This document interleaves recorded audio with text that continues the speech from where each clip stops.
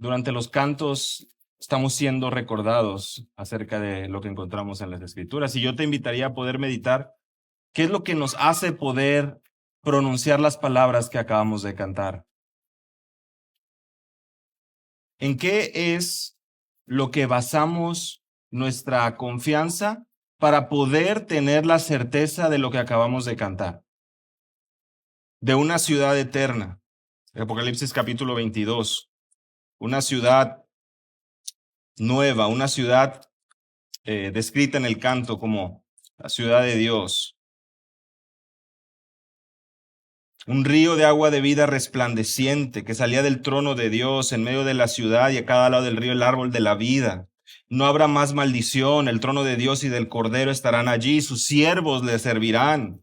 Ellos, sus siervos, verán su rostro y su nombre estará en sus frentes. Ya no habrá más noche, no habrá necesidad de luz, ni de lámpara, ni de luz del sol, porque el Señor, el Dios, los iluminará y reinarán por los siglos de los siglos. Y me dijo, Apocalipsis 22:6, estas palabras son fieles y verdaderas.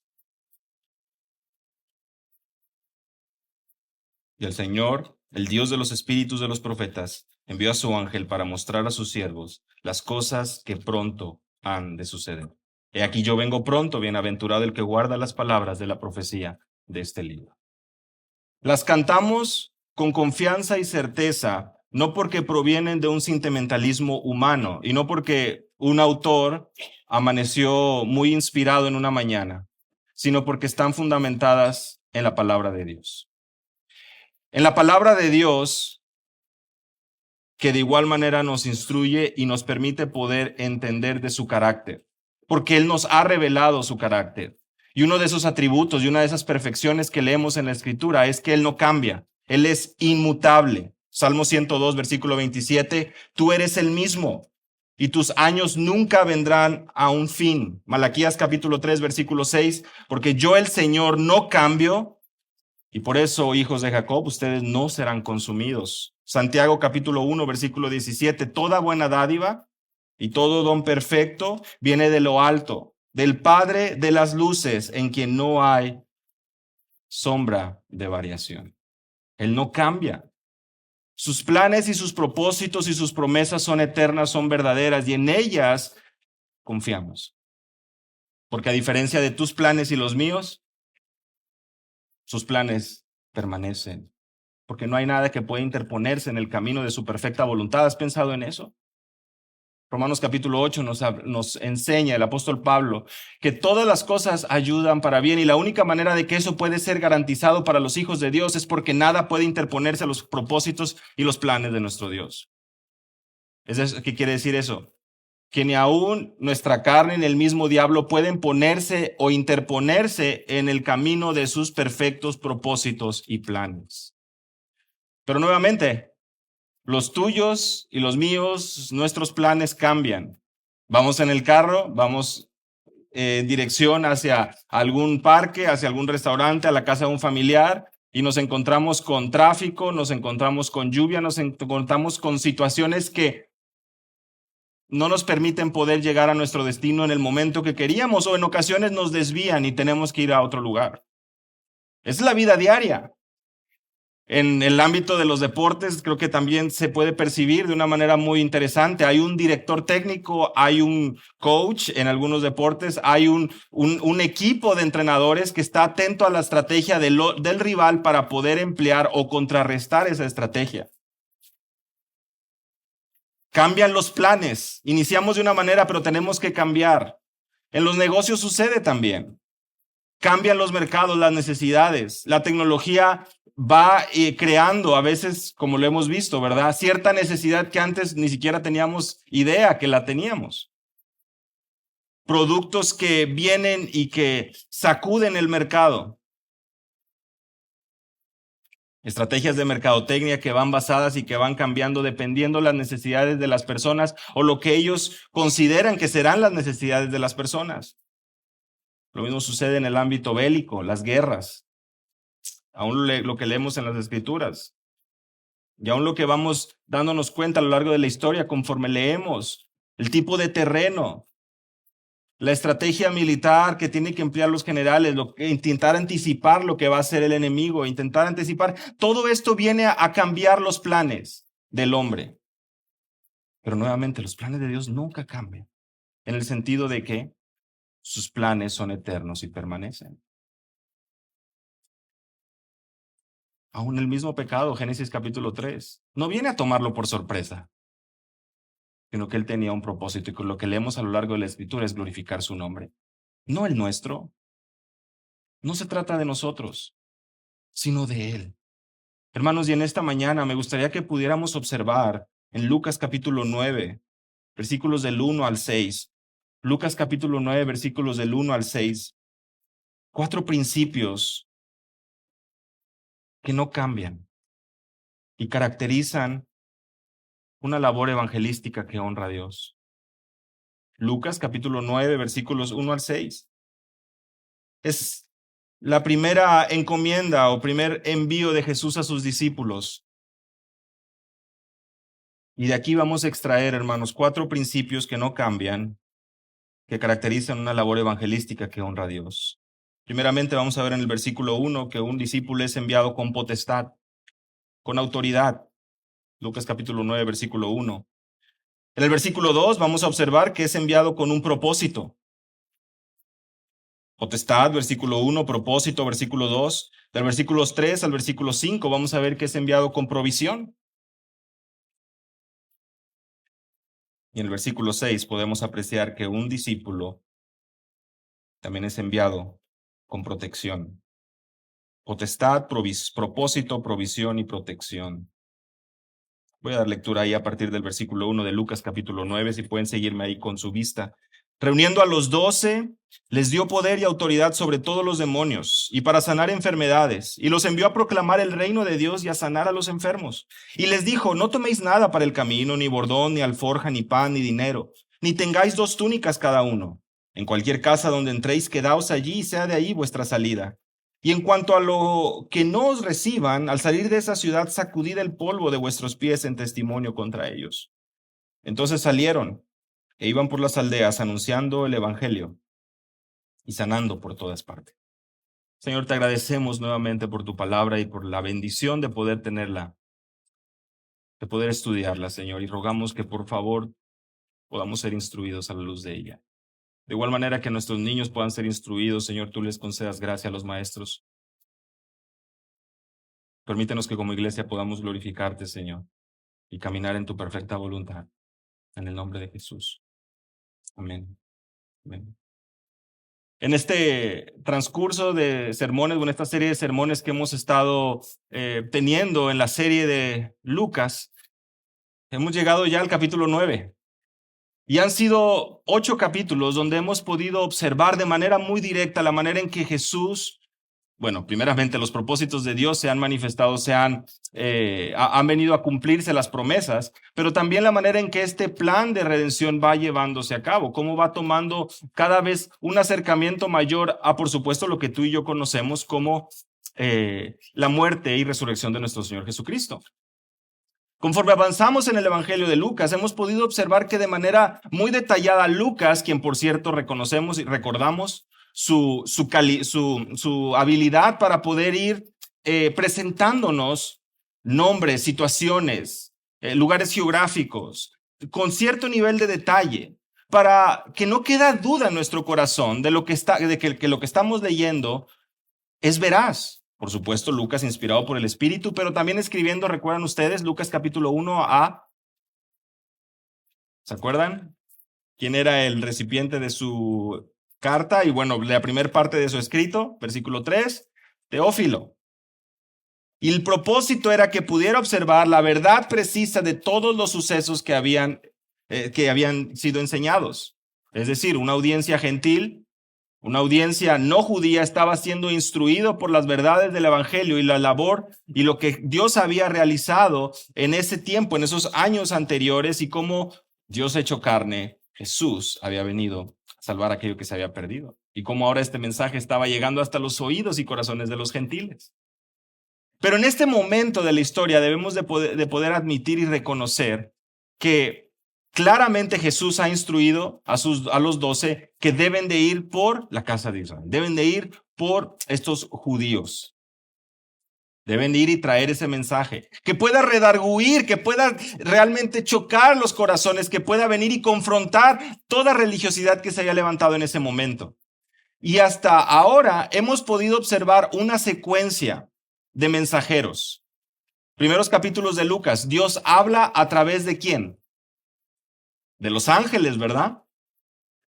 Es Gabriel quien viene y trae el mensaje del nacimiento de Jesús. Son los ángeles que le anuncian a los pastores del nacimiento de Jesús. Así que de manera muy clara son los ángeles dando ese mensaje. Conforme avanzamos un poco más adelante, nos encontramos con ¿quién?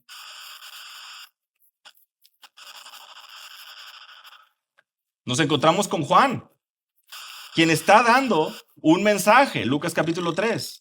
Es Dios utilizando a ese instrumento, al precursor, a este que venía en el espíritu de Elías a poder traer un mensaje de arrepentimiento.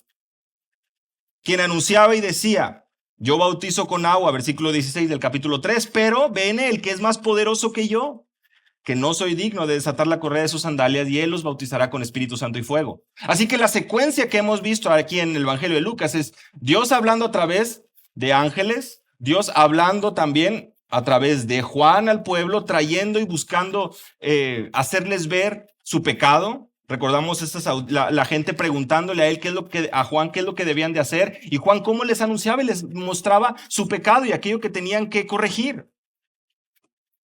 Y por supuesto, conforme avanzamos un poco más, llegamos ahora al verbo de Dios, Dios hecho carne. Segunda persona de la Trinidad, Jesús, enseñando. Pero esta enseñanza tenía algo característico, ¿recuerdan ustedes? Jesús enseñaba, de manera que las personas se maravillaban de su enseñanza porque su mensaje era con autoridad, versículo 32 del capítulo 4. Jesús estaba enseñando en las sinagogas, versículo 15 del capítulo 4, en el poder del Espíritu. Y esto era parte importante de su mensaje, de su ministerio, la enseñanza. Y por supuesto también lo vamos a ver de manera muy clara en el pasaje de hoy, pero lo hemos estado observando el domingo pasado. La compasión y el amor que muestra, las señales, las sanidades y los milagros que obra también. Una enseñanza con autoridad, una enseñanza acompañada con milagros. Es Jesús quien predicaba y anunciaba las buenas nuevas. La multitud se agolpaba, lo hemos estado estudiando. Una y otra vez Lucas nos deja ver cómo la popularidad de Jesús y la necesidad tan apremiante del pueblo en ese momento hacía que la gente viniera y lo agolpara. ¿Recuerdan ustedes la semana pasada cómo le estaba oprimiendo y vino esta mujer que estaba anhelando poder tocar tan solo el borde de su manto? Pero era tanta la multitud a su alrededor que resultaba difícil para los discípulos poder ubicar de quién se trataba. Hermanos, esta es la realidad y este es el contexto y esto es lo que está sucediendo justamente a lo largo de la narrativa histórica de Lucas, quien por cierto nos presenta a Simón, a Juan y a Jacobo ahí en el capítulo 5. Después de escuchar la palabra y ver las señales, la multiplicación, la gran cantidad de peces que recogieron, Simón Pedro cae a sus pies. Jacobo, Juan y Simón son llamados a dejar de ser pescadores como cualquier otro y convertirse en pescadores de hombres. Ellos dejaron todo, absolutamente todo, y le siguieron.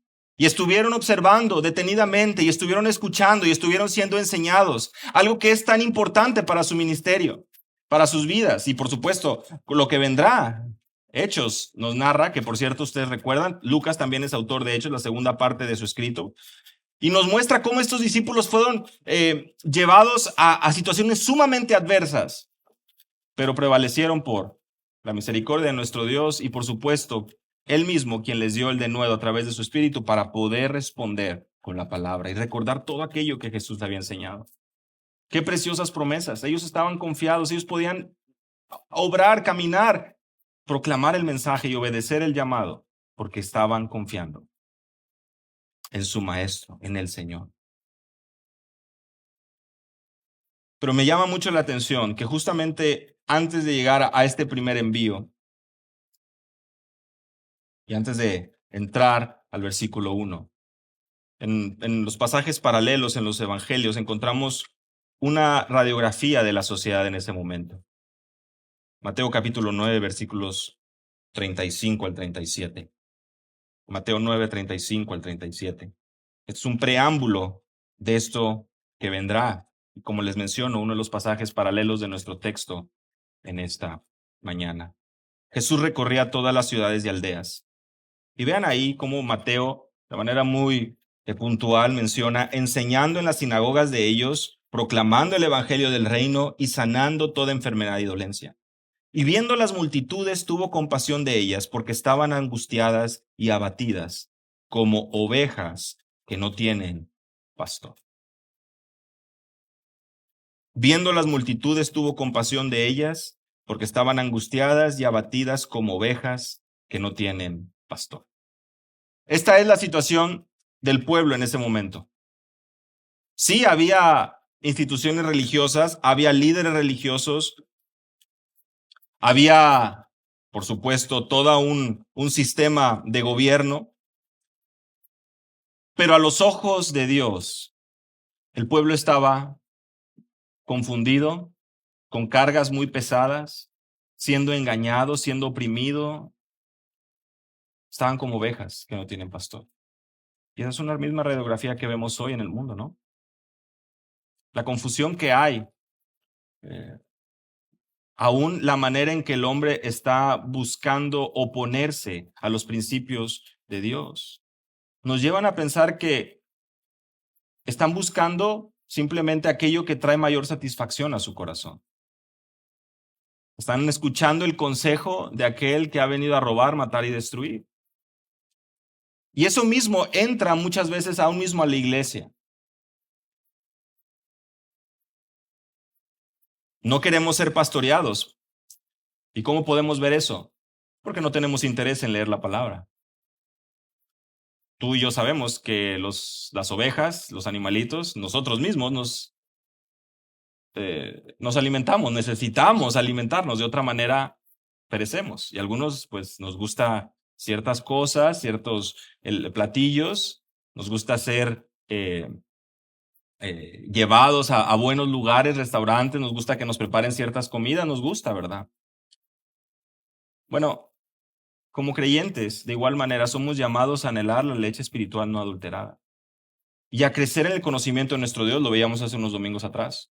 Y esto se hace a través de la palabra, y el pastor es quien nos da el alimento a través de este libro, el cual en muchas ocasiones decimos nosotros, otras cosas que hacer. Y estamos actuando precisamente como ovejas sin pastor, porque no estamos dispuestos a ceder nuestro tiempo a aquello que realmente nos conviene y porque estamos dejándonos dominar por nuestra carne. Y es una lucha continua. Y es una lucha que se va viendo a lo largo de nuestras vidas. Y ahora que estamos por entrar a ver la manera en que nuestro Señor envía a sus discípulos, podemos observar que las dudas, las incomodidades podrían estar presentes, pero hay algo que gobierna sobre todo, el plan del Dios que no se equivoca. Y Él, si ha llamado a estos 12 imperfectos, si te ha llamado a ti, si me ha llamado a mí, imperfectos, es con el fin de poder traer gloria a su nombre. De manera que a través de vasos de barro, Él es glorificado. Y no se trata de tú quedar bien con la sociedad, como vamos a ver en un momento. No se trata de tú poder verte elegante frente al espejo y despertar y decir, wow, Señor, qué obra maestra estoy viendo aquí delante de mis ojos. Se trata de despertar cada mañana, poder venir a tu alimento espiritual, poder reconocer su bondad y decir, Señor, sé tú glorificado en mi vida hoy, en mis pensamientos, en mis acciones, en todo lo que soy. Primeramente, hermanos, en el versículo 1 de Lucas capítulo 9 podemos observar que los discípulos son enviados con potestad. ¿Qué quiere decir esto? Con autoridad. Tienen delante de ellos una audiencia que son ovejas desamparadas y dispersas. Andan en lo suyo, cada quien buscando llenar su vacío y su necesidad a través de diversas cosas, pero los discípulos tienen esta encomienda adelante. Es Jesús quien reúne a los 12. Vean ahí conmigo el versículo 1. Lo reúne, les da poder y autoridad sobre todos los demonios y para sanar enfermedades. Estos discípulos que él había llamado ahí en el versículo 13 al 16 de Lucas 6, ahora son reunidos por Jesús una vez que ya suceden estas señales que veíamos anteriormente, cómo resucita la hija de Jairo, cómo libera a un endemoniado, cómo sana a esta mujer. Y es momento de enfocarse en los 12. Había transcurrido al menos un año del inicio de su ministerio, hermanos. Nos encontramos ya en un momento donde han transcurrido meses y Jesús ha podido tener tiempo con los suyos. Además de que han visto señales, prodigios, milagros y una enseñanza con autoridad. Pensemos un poco en esto. Los discípulos habían observado milagros sumamente poderosos, muertos resucitando. Resucitando, hermanos. Bueno, a estos les dio poder y autoridad. Lucas enfatiza el poder de Jesús en varias ocasiones. Él menciona en el capítulo 4 que Jesús regresa en el poder del Espíritu. Él anuncia también en el capítulo 4, versículo 36, que Jesús enseñaba con autoridad y con poder. Y por supuesto lo vemos tanto en el capítulo 6, versículo 19, como en el capítulo 8, versículo 46, que había un poder milagroso, un poder excepcional para sanar. Y este era el poder de nuestro Dios, el poder de Jesús. Y esta autoridad y este poder, dice, sobre demonios y para sanar enfermedades. Lucas enfatiza la autoridad de Jesús en varias ocasiones. De hecho, lo hemos estado observando. Autoridad para perdonar pecados. ¿Recuerdan? Lucas capítulo 5, versículo 24. Autoridad sobre el día de reposo. Lucas capítulo 6, versículo 5. Autoridad sobre la enfermedad. Y no cualquier tipo de enfermedad. La suegra de Pedro en el capítulo 4, un leproso en el capítulo 5, el hombre de la mano seca en el capítulo 6, el siervo del centurión en el capítulo 7 y una autoridad sobre la muerte. Capítulo 7, versículos 11 al 16 y capítulo 8. Tan solo en estos 8 capítulos hemos podido observar que Lucas se ha encargado de presentarle a Teófilo señales, milagros y enseñanzas muy puntuales de Jesús. Y los discípulos han estado ahí viendo, observando. ¿Qué duda podrá haber en su corazón, verdad? Dirán algunos de los presentes. Si yo hubiera estado ahí viendo todo lo que Jesús hizo, claro que yo le obedezco en todo. Claro que nunca lo hubiera negado. Pues sí, porque no tienes una espada, ¿verdad? A un lado. Porque no tienes soldados y opresión como la que tenían ellos. Difícil realmente en cierto aspecto, porque había sin lugar a dudas una batalla, una guerra, una oposición, pero también con la incredulidad. Por eso la necesidad y el clamor de Pedro, Señor. Estoy hundiendo, estoy pereciendo, sálvame. Por eso la necesidad continua de rogar que el Señor pueda y sea realmente el autor de una fe genuina en nuestros corazones. Y que no sea simplemente palabras al viento. La autoridad de Jesús se manifiesta sobre la enfermedad, sobre la muerte, sobre perdonar pecados o para perdonar pecados, sobre la naturaleza, calmando esta tempestad y por supuesto sobre los demonios. ¿Recuerdan ustedes? Lucas capítulo 8. Los demonios les rogaban que no les ordenase irse al abismo. Esa es la autoridad de nuestro Dios. Su mensaje era con autoridad y la gente se asombraba de este mensaje. Esta autoridad y este poder, lo vemos ahí en Lucas capítulo 9, versículo 1, es el que Jesús les da a los suyos. ¿Por qué? Porque el texto es claro. Lucas no lo enfatiza ahí. Vean ahí la parte final del versículo 1. Sobre todos los demonios y para sanar enfermedades. En otras palabras, a los discípulos se les otorgó esa capacidad porque estaban obrando bajo esta autoridad. Habían recibido autoridad, esa potestad. Contaban con la manera, la habilidad y la autoridad. Se les está otorgando la autoridad que Jesús tenía y que Jesús mismo había practicado frente a ellos. Los discípulos entienden que no se trata de ellos. No es una autoridad que ellos mismos se impusieron. Ellos están siendo enviados, el cual es un principio muy importante, hermanos. De hecho, en Hechos capítulo 3, versículo 12, es Pedro mismo quien le dice, ¿por qué se maravillan y ponen sus ojos en nosotros como si nosotros hubiéramos sido, como si nuestro poder o piedad hubiese hecho andar a este? No se trata de nosotros. La potestad de su labor, la autoridad por la cual ellos estaban preparándose para salir, es una autoridad que viene de Jesús, no de ellos mismos. Ahora, hermanos, aquí resulta importante, ahora que estamos culminando con este primer principio, ¿por qué hablamos de principios y por qué no hablamos de una ley? ¿Por qué al leer un pasaje como este no somos instruidos y decimos, bueno, tenemos que imitar cada situación que vemos aquí?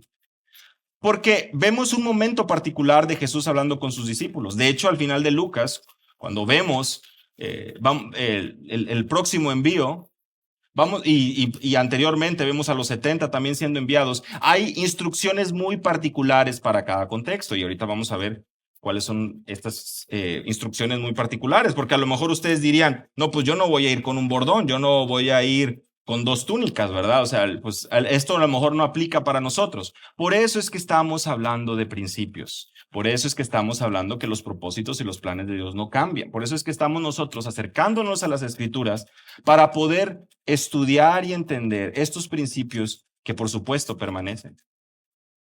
El significado lo vemos, pero podemos ver distintas implicaciones o aplicaciones que nos apuntan a estos principios importantes del primer envío, la primera encomienda, vamos a decir así, de los discípulos. Recuerden, hemos visto a los ángeles hablar de parte de Dios, a Juan hablar de parte de Dios, a Jesús, y ahora se le está delegando a los discípulos. Es el momento, ustedes, los 12, es el momento de salir. Y primeramente, no van bajo cualquier autoridad, no se están autoenviando ellos, sino que están recibiendo autoridad de parte de Jesús. Segundo principio, son enviados con un propósito, versículo 2, y los envió a proclamar el reino de Dios y sanar a los enfermos. Este es el propósito que ellos tenían por delante, esta era la misión. Apostelo, envió, es de enviar, la misma palabra de la cual nace la palabra apóstoles, enviados. Bueno, Marcos 6, versículo 7, uno de los pasajes paralelos junto con el de Mateo, nos habla de que fueron enviados de 2 en 2. Son enviados de 2 en 2 y son enviados a proclamar el reino de Dios y sanar a los enfermos. Se trata de una encomienda, de una misión, y estos 12 son enviados por Jesús porque es Jesús mismo quien les ha dado el poder y la autoridad y es Jesús mismo quien los envía. Los envía a proclamar el reino de Dios. ¿Y qué significa esto? No iban a enviar cualquier mensaje, no iban a proclamar cualquier mensaje. No fueron enviados a hablar de sus situaciones, fueron enviados a proclamar el mismo mensaje que Jesús estaba anunciando. Esta era la misión de Jesús. Ahí en Lucas capítulo 4, versículos 43 al 44, Jesús les dice, debo ir también a otras ciudades para anunciar las buenas nuevas del reino de Dios, porque para esto yo he sido enviado. Para proclamar las buenas nuevas del reino de Dios. Mateo capítulo 10, versículo 7, el reino de los cielos se ha acercado. Esto era lo que eran enviados. Este es otro de los pasajes paralelos de esta porción de Lucas. El mensaje era, el reino de los cielos se ha acercado. Por lo tanto, arrepentíos. Marcos capítulo 6, versículo 12. Los discípulos predicaban que todos se arrepintieran. El tiempo se ha cumplido, el reino de Dios se ha acercado. Arrepentíos y creed en el evangelio. Es necesario que puedan ver su necesidad, porque la gente podría decir, ¿y arrepentirnos de qué? Que venga el reino de Dios, ¿qué significa eso? Que el mensajero ha llegado, que el plan de Dios está en marcha, no ha cambiado, Él continúa obrando para su gloria, su reino será establecido. Y la primera venida del Hijo del Hombre, la primera venida del Hijo de Dios está aquí, cercana, frente a nuestros ojos. Y es necesario que todo corazón se arrepienta. y crean en el mensaje. Y este mensaje era el que debían anunciar. Ahora, prestemos atención, ¿eh? El mensaje no dependía de las circunstancias, como a lo mejor los planes del hombre. Pedro, mira, si te encuentras con esto, pues vamos a cambiar el mensaje. Oye, Juan, mira, si encuentras que la audiencia pues habla o entiende más esto, vas a hacer esto. O no se trata de cambiar. Utiliza tu testimonio. No. El mensaje es el evangelio, el reino de Dios. No tiene nada que ver la situación económica, no tiene nada que ver la situación social, la situación política, como lo hemos estado observando ahí justamente en el capítulo anterior, domingos atrás, en la parábola de los campos, también conocida como la parábola del sembrador. La semilla no cambia, ¿verdad que no? La semilla es la misma. Y del sembrador, de igual manera, no depende el crecimiento, sino cada campo diferente, distinto, y el sembrador es llamado a sembrar. Fíjense cómo viene providencialmente el Señor en su sabiduría, permite a los discípulos, les explica la parábola, les hace ver los corazones que hay. Y les hace ver que la semilla es la misma. Y a diferencia de lo que algunos podrían objetar o creer, de decir, qué irresponsable el sembrador, ¿cómo se le ocurre estar echando semillas ahí en los espinos? ¿O cómo se le ocurre estar echando semillas ahí en el campo? No es así. La labor del sembrador es sembrar. La labor del discípulo, la labor del mensajero es proclamar. No hay libertad para adecuar el mensaje. No hay instrucciones sobre debatir, no hay instrucciones sobre obligar, no hay instrucciones para arrastrar hasta que entiendan. Ese tipo de situaciones. No hay libertad para amargarnos y enojarnos porque no reciben el mensaje, en un sentido, sino que las instrucciones las vamos a ver más adelante. Sacó el polvo de tus pies y... ¿Saben por qué? Porque no es nuestra obra. Porque no es la obra de los discípulos. Porque no se trata de la fama de los discípulos, de su habilidad para enseñar, para hablar, de su capacidad para poder recibir gente a su alrededor, de ser buena onda, de poder tener... No se trata de su reputación. Porque su prioridad, su identidad ha cambiado. Ya no son más pescadores ordinarios, son pescadores de hombres. Y ahora los propósitos de Dios son aquello que se convierten en prioridad para su vida. Y el mensajero, el discípulo, tiene como un principio honrar a su maestro, porque se le ha dado un privilegio, el obrar bajo su autoridad y ahora el tener un propósito en la vida. Ya no se trataba más de ser millonarios como pescadores o sabemos el caso de los demás en sus diferentes labores, cobradores de impuestos, publicanos. Ya no. El propósito ha cambiado y su prioridad ha cambiado de manera radical, de manera que ahora ellos son llamados a proclamar el reino y sanar a los enfermos. Son las señales que Jesús ha estado realizando. Sanad enfermos, les dice Jesús en el pasaje paralelo, lo que escribe Mateo en el versículo 8 del capítulo 10. Sanad enfermos, limpiad leprosos, resucitad muertos, echad fuera demonios. ¿De gracia recibiste? Dad de gracia. Tú no hiciste nada para merecer esto, Pedro. Tú no hiciste nada para merecer esto, Juan. Esto que has recibido de gracia, ahora tú eres llamado a poder ponerlo al servicio de los demás. Esta autoridad que se te ha otorgado no es para vanagloriarte tú, es para servir a los demás. Por eso son principios, hermanos. ¿Sí lo pueden ver? Esta encomienda es muy particular. Fue a los 12. Es decir, en un sentido, no está dirigida a ti, no está dirigida a mí. Está dirigida a los 12. Si queremos ver aquello que va dirigido a nosotros, lo sabemos. Está en Mateo capítulo 28. Podemos leer en la oración de Jesús en el capítulo 17. Aquellos que creerían por el testimonio de sus discípulos, generaciones que vendrían. Pero eso no nos excluye de poder atender nuevamente los principios que encontramos aquí. Porque nuestro Dios no se equivoca. Él eligió a estos 12 imperfectos, pero los mandó bajo su autoridad. Porque ahora le pertenecen a Él. Y los mandó con un propósito muy particular en ese momento, pero ese propósito de igual manera que nace del corazón de Dios para ese momento en la historia, sanar enfermos. Porque sabemos que las sanidades, los milagros, los prodigios tenían un propósito. el poder autenticar el mensaje de ellos. Y ahora que tenemos el canon concluido, nosotros podemos confiar plenamente en los propósitos de Dios.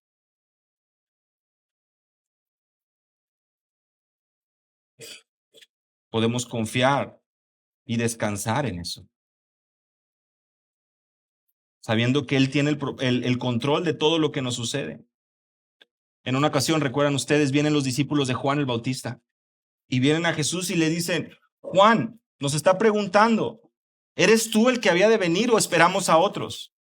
Y Jesús responde y les dice: vayan y cuenten a Juan todo lo que han visto. Versículo 22 de Lucas 7. Los ciegos reciben la vista, los cojos andan, los leprosos quedan limpios, los sordos oyen, los muertos son resucitados y a los pobres se les anuncia el evangelio. Este tema que hemos estado hablando en Lucas, recuerdan la gran reversión.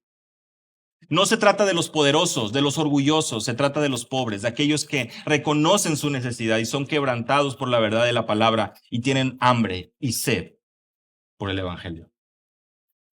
Lo que estaba diciendo Jesús a los discípulos de Juan es: se ha cumplido la escritura, Isaías capítulo 61. Lo mismo que Jesús menciona en su mensaje ahí en Nazaret, en la sinagoga, cuando lee el pasaje de Isaías. Ha llegado el momento que delante de sus ojos hay prodigios, hay señales, hay maravillas y el evangelio está llegando a cada rincón del pueblo. Es Jesús quien dice en Lucas capítulo 5, versículo 32, no he venido a llamar a justos, sino a pecadores al arrepentimiento, a los contritos, a aquellos quebrantados de corazón, a aquellos en bancarrota espiritual, a los pobres, aquellos que reconocen su necesidad. Nada tiene que ver con situación socioeconómica, si no lo sabemos. Aquellos en verdadera necesidad. No se trata de sanar solamente, ustedes lo saben. No es un show lo que Jesús estaba montando. Era con el propósito de mostrar la compasión del Padre, pero de Dios, y de igual manera poder ver que su mensaje venía con tanta autoridad que no había nada que se interponga en el camino de su perfecta voluntad. Y los discípulos obraron estos milagros y lo vemos a lo largo del libro de los Hechos. Impresionantes milagros. La sombra de Pedro, los paños de Pablo, algo que no hemos visto hasta hoy, o que no hemos visto en nuestros tiempos. Algo que realmente la mesa estaba servida, ¿no? Hace unos años, hospitales llenos, la gente sufriendo. La mesa estaba puesta para que todos aquellos que afirman tener ese don como el de los apóstoles pudieran ir y vaciar hospitales. Y tú y yo sabemos lo que sucedió. Había un mensaje muy particular que tenían que proclamar los discípulos y ellos, como podemos observar más adelante, obedecen. ¿A quién habían visto obrar de esta manera? ¿A quiénes debían atender? A las ovejas de la casa de Israel, porque el propósito de su labor era glorificar a Jesús. El siguiente principio que vemos es a partir del versículo 3 al versículo 5. Y él les dijo: no toméis nada para el camino, ni bordón, ni alforja, ni pan, ni dinero, ni tengáis 2 túnicas cada uno. En cualquier casa donde entréis, quedaos allí, y sea de allí vuestra salida. Y en cuanto a los que no reciban al salir de esta ciudad, sacudid el polvo de vuestros pies en testimonio contra ellos. Las reglas son muy particulares, son muy explícitas y tienen diferencias con las reglas que Jesús les da en Lucas capítulo 22. En Lucas capítulo 22 vemos nuevamente y les dice a partir del versículo 35, el que tenga una bolsa que la lleve consigo, de la misma manera también una alforja, y el que no tenga espada venda su manto y compre una. Son envíos diferentes, son momentos diferentes, por eso es que hablamos de que hay una particularidad aquí. Y no quiero adelantarme, pero ahí en el versículo 35 del capítulo 22 estaba un adelanto de lo que leeremos en un momento más. Son enviados con provisión. Y para los que leyeron ese versículo se van a dar cuenta que no les faltó nada. No toméis nada para el camino. No necesitan ir de compras, no necesitan prepararse de cierta manera. El énfasis es depender enteramente de Él. Bastón no van a necesitar, una bolsa para llevar sus bienes no van a necesitar. De hecho, en aquel momento, en la cultura de aquel momento, había falsos maestros que iban de casa en casa aprovechándose de la gente. Y una de la manera que se aprovechaba era precisamente extrayendo bienes, dinero, y lo guardaban ahí. Jesús les hace ver y les dice, miren, ustedes no tienen que llevar nada de eso, no sean de mal testimonio, tal vez viéndolo por ese lado. No tienen que preocuparse por esa parte. Ni pan, ni dinero, ni tengáis 2 túnicas cada uno. Es una manera de poder hacerles ver, miren, no se preocupen por esto.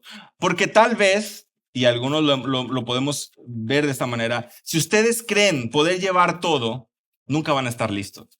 Porque nunca van a tener todo lo necesario para poder sentirse seguros. Van a terminar con una mochila enorme, ¿verdad? Como a veces cuando salimos de viaje y pensamos, voy a necesitar esto, voy a necesitar esto, voy a necesitar, y empezamos a cargar y a la mera hora no necesitamos nada.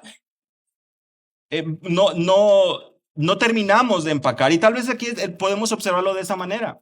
Si tú crees estar listo para poder ir a una misión que no tiene fecha de fin, no tienes boleto de regreso, lo podemos observar aquí, pues no sabes cuánto llevar, entonces pues ¿cómo te vas a preparar? Jesús le dice, no tienes que preocupar por nada de eso. En cualquier casa donde entréis, versículo 4, quedaos allí y sea de allí vuestra salida. La cultura de la hospitalidad en aquel tiempo permitía que era algo natural que la gente pudiera quedarse con un conocido, con un familiar. Y aquí la estadía de ellos era clara. Deben de estar en la ciudad el tiempo que puedan ser recibidos ahí.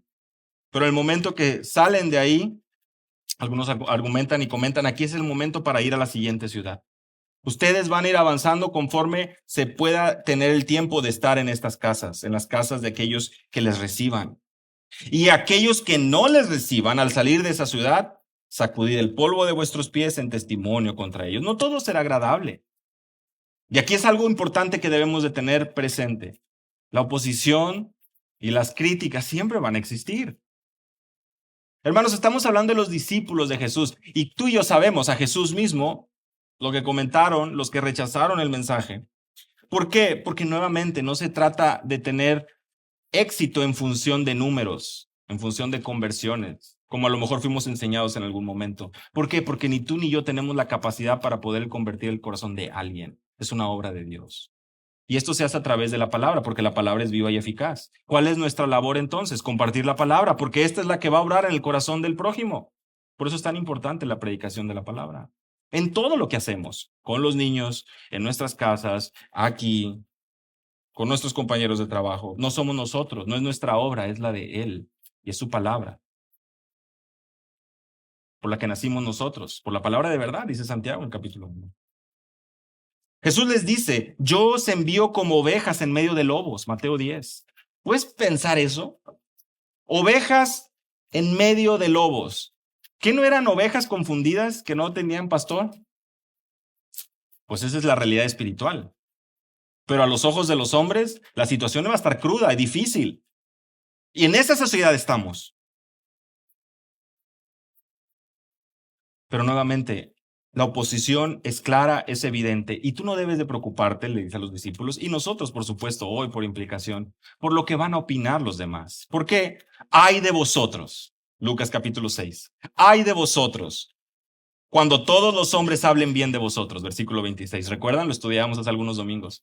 Preocúpate más bien cuando todos los hombres hablen bien de ti. ¿Cómo? Pues eso es lo que yo quiero en la vida. No. Porque así hacían sus padres con los falsos profetas. Nosotros no estamos como hijos de Dios en esta sociedad para buscar quedar bien con los lobos. La misión del discípulo es obedecer a su maestro y ser fiel. El apóstol Pablo lo entendió muy bien. Por eso es que en el capítulo 1 de su carta a los Gálatas les dice, ¿busco yo el favor de los hombres o el favor de Dios? ¿Trato de agradar a los hombres o trato de agradar a Dios? Porque si todavía agradara a los hombres, no sería siervo de Cristo. No podemos servir a dos señores. El discípulo, el enviado, no puede intentar quedar bien con uno o con otro. Va a ser rechazado de casas y lo que debe hacer es sacudir el polvo de sus pies. Porque va a haber unos que no te van a recibir. Pero si la misión de la iglesia, pasando una implicación también a nuestros días, es quedar bien con todos, pues la iglesia se va a empezar a transformar en un sinfín de cosas de acuerdo a lo que la cultura dicta. Porque si la moda es hacer cierta cosa, lo queremos hacer porque queremos que todos vengan, queremos que se sientan cómodos. ¿Cuándo se va a sentir un pecador cómodo bajo un mensaje que le hace ver su realidad y su condenación eterna? La labor del pastor, la labor del púlpito, lo que hace la palabra en el corazón del pecador es confrontarlo, y no con flores, y no con apapachos, sino poder hacerle ver su realidad espiritual y la seriedad de su pecado. Estamos delante de un Dios santo, santo, santo. Y el traer a la iglesia, a los púlpitos, estrategias para poder quedar bien y que todos salgan sonrientes y felices, que no digo que nos salimos sonrientes y felices también, porque estudiamos la palabra, pero lo hacemos no porque entendemos que nuestra vida de pecado es lo que agrada a Dios, o porque la iglesia se convierte en un lugar donde se puede sentir y donde se puede uno salir recargado, sino porque realmente la palabra de Dios produce un fruto en el corazón. La prioridad de la iglesia comienza a ser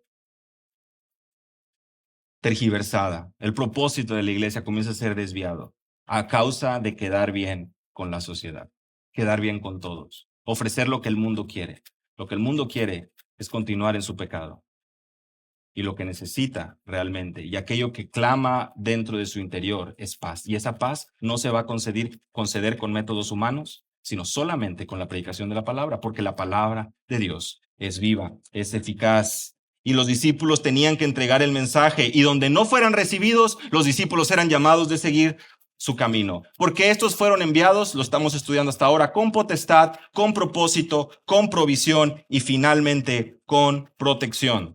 Versículo 6. Todos los discípulos salieron e iban por las aldeas, anunciando el evangelio y sanando por todas partes. ¿Qué quiere decir esto? Que los discípulos obedecieron.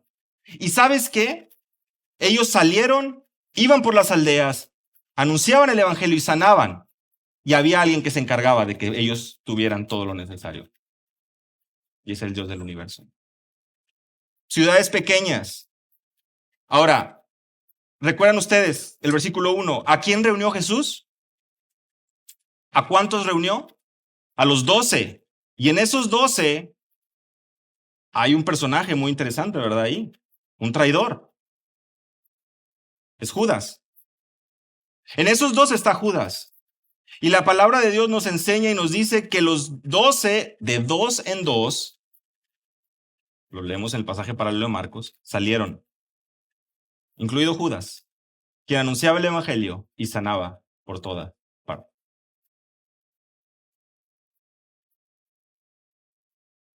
Eso debe hacernos temblar. Es que allá están haciendo muchos milagros.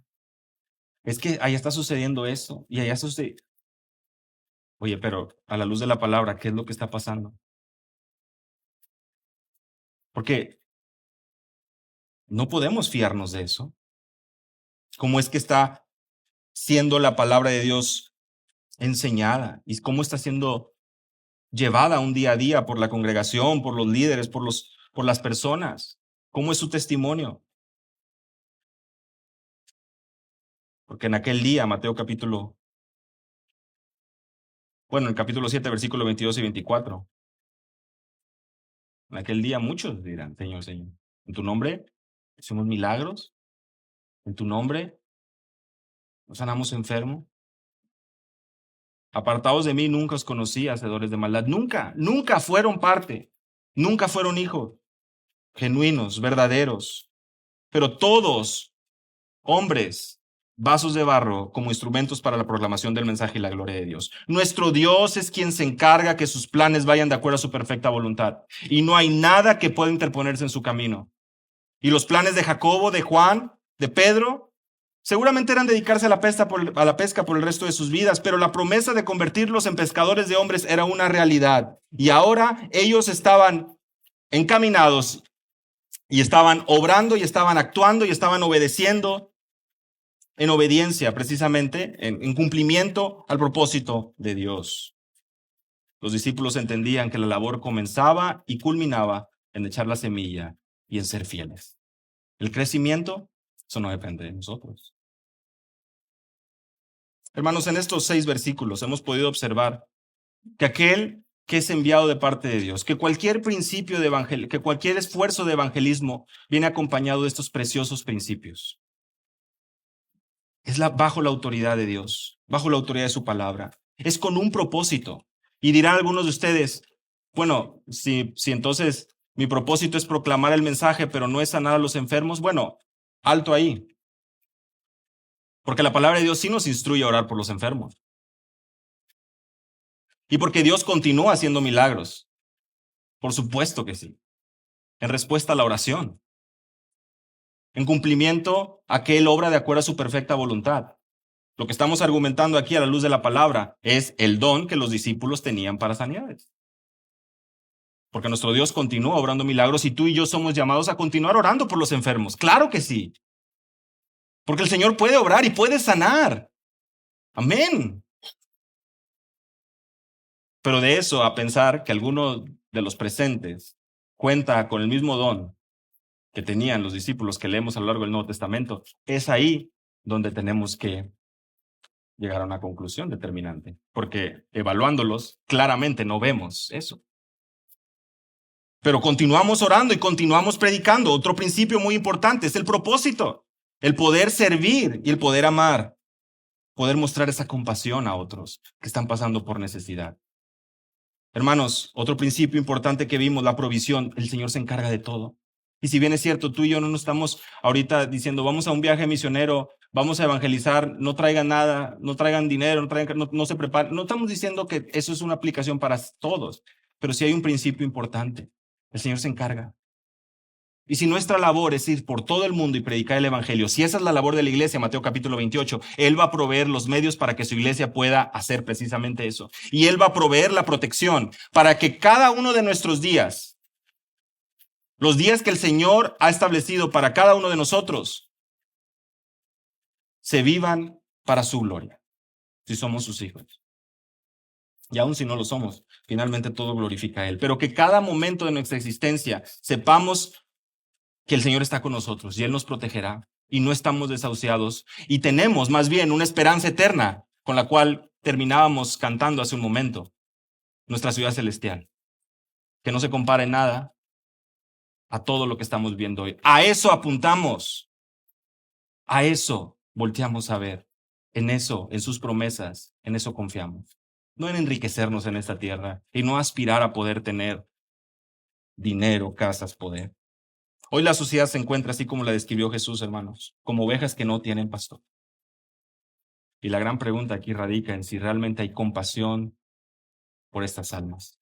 Porque si eres hijo de Dios, ¿estás consciente de lo que implica seguir a Cristo? Que no actúas bajo tu propia autoridad, que no vives bajo tu propósito egoísta, que no buscas, o que no procuras, o que no tienes un deseo de tener todo arreglado, toda una provisión, porque nunca terminarás de comprar y obtener todo lo que tus ojos quieren, sino descansas en lo que Él ha provisto. Y de igual manera, que tu afán y tu preocupación no sea tu protección, sino que puedas descansar en Él. Porque el tiempo que estés en esta tierra, el Señor lo tiene contado y Él sabe cuáles serán nuestros días, cuántos serán nuestros días. No se trata más de una misión, un propósito en la vida egoísta, sino se trata de que podamos entender que somos llamados a vivir como sacrificios vivos, santos y agradables delante de Dios. Y no todos responderán al mensaje, aún de los presentes aquí. No todos responderán al mensaje. Pero eso no depende de nosotros. Somos llamados a ser fieles en una obediencia genuina al Maestro y no tienes por qué sentirte mal ni desanimado cuando predicas y compartes con otros y no quieren creer. ¿Por qué? Porque Dios no se equivoca y no escoge a lo más preparado del mundo, sino a lo vil y menospreciado.